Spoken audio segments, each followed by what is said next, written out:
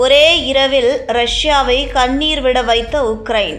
மொத்த விமானப்படையும் நாசம். பெரிய திருப்பம். ரஷ்யாவில் உக்ரைன் நடத்திய திட்டமிட்ட ட்ரோன் தாக்குதல் காரணமாக 41 ரஷ்ய போர் விமானங்கள் அழிக்கப்பட்டுள்ளது. ரஷ்யா உக்ரைன் போரில் ரஷ்யாவுக்கு ஏற்பட்ட மிகப்பெரிய இழப்புகளில் ஒன்றாக இது பார்க்கப்படுகிறது. ரஷ்யா உக்ரைன் போர் உச்சமடைந்து உள்ளது. 2 நாடுகளுக்கு இடையிலான போர் ஒப்பந்தங்கள், அமைதி பேச்சுவார்த்தைகள் எதுவும் பயனளிக்கவில்லை. இப்படிப்பட்ட நிலையில்தான் உக்ரைன் நாட்டின் ட்ரோன்கள் ரஷ்யா மீது நேற்று இரவு கடுமையான தாக்குதல்களை மேற்கொண்டது. இதில் ரஷ்யாவின் 41 போர் விமானங்கள் அழிக்கப்பட்டது.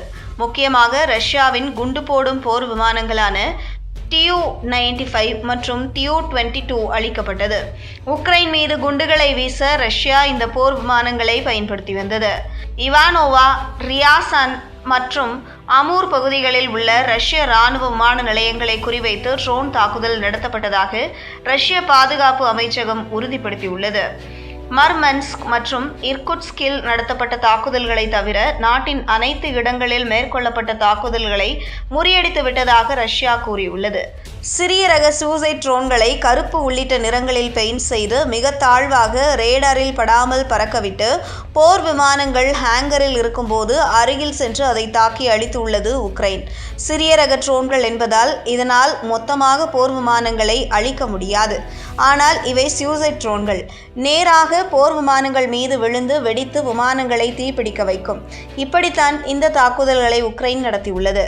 இதில் மர்மன்ஸ்க், இர்குட்ஸ்க், இவானோவா, ரியாசன் மற்றும் அமூர் ஆகியவை ரஷ்யாவின் போர் விமானப்படை தளங்களில் முக்கியமானது ஆகும். இதனால் ரஷ்யாவின் விமானப்படை மிக மோசமான, எதிர்பார்க்காத சேதங்களை சந்தித்துள்ளது. 300க்கும் மேற்பட்ட ட்ரோன்களை ஒரே சமயத்தில் அனுப்பி ரஷ்யாவின் விமானப்படையை உக்ரைன் அடித்து நொறுக்கியுள்ளது.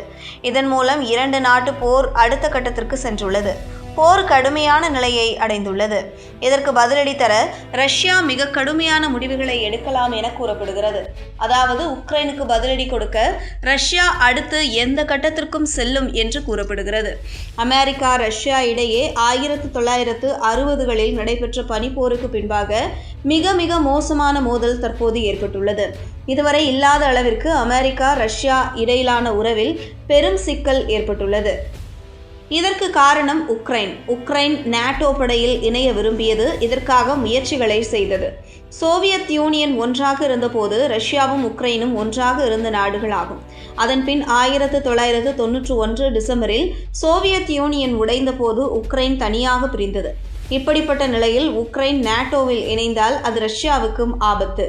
ஏற்கனவே ரஷ்யாவை சுற்றி இருந்த பெரும்பாலான பழைய சோவியத் நாடுகள் அமெரிக்காவின் நேட்டோ படையில் இணைந்துவிட்டது. இதில் உக்ரைனும் இணைந்தால் அது ரஷ்யாவுக்கு பெரிய சிக்கலாகும். பாதுகாப்பு ரீதியாக ரஷ்யாவுக்கு நேட்டோ வைக்கும் செக்காக இது அமைந்துவிடும். இதனால் உக்ரைனை நேட்டோ படையில் சேர விடாமல் தடுக்க ரஷ்யா தீவிர முயற்சி எடுத்து வருகிறது. இப்படிப்பட்ட நிலையில்தான் 2 நாடுகளுக்கும் இடையில் போர் ஏற்பட்டுள்ளது.